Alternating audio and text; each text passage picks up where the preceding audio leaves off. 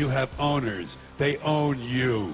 They own everything. They own all the important land. They own and control the corporations. They've long since bought and paid for the Senate, the Congress, the state houses, the city halls. They got the judges in their back pockets, and they own all the big media news, all the big media companies. So they control just about all of the news and information you get to hear. They got you by the balls.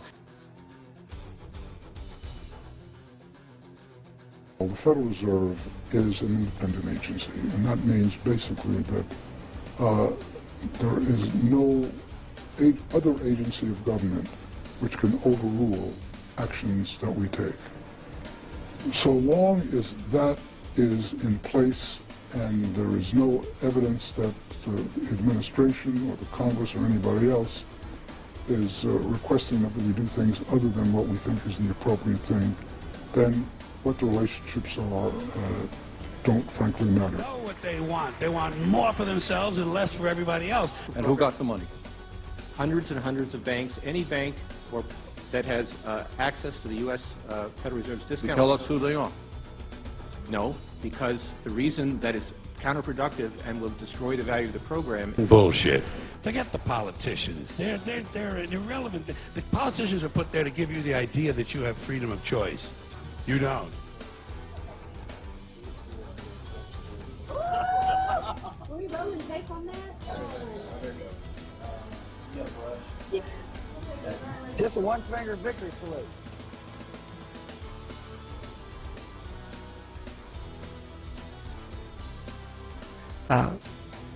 I don't know how to work any harder than we're already working. Bullshit.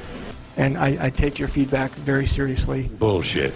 That's why we're working as hard as we are, and we're just going to keep doing and trying to accomplish and meet your expectations. Bullshit. Where would we be without our safe, familiar American bullshit? I don't think anyone questions, Mr. Kashkari, that you're working hard. Bullshit. Our question is who you're working for.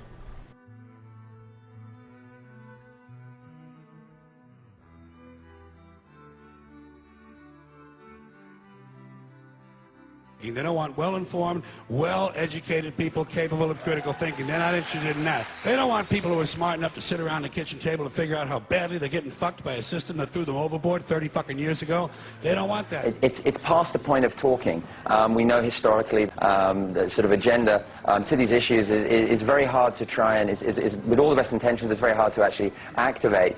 We're seeing that right now. We're seeing a lot of fragmentation going on, a lot of different agendas pulling in different directions. They want obedient workers. Obedient workers. What we really need to see is people on the ground starting to actually act upon the low-hanging fruit. People who are just smart enough to run the machines and do the paperwork and just dumb enough to passively accept all these increasingly shittier jobs with the lower pay, the longer hours, the reduced benefits, the end of overtime, and the vanishing pension that disappears the minute you go to collect it. And now they want your fucking retirement money. They want it back so they can give it to their criminal friends on Wall Street.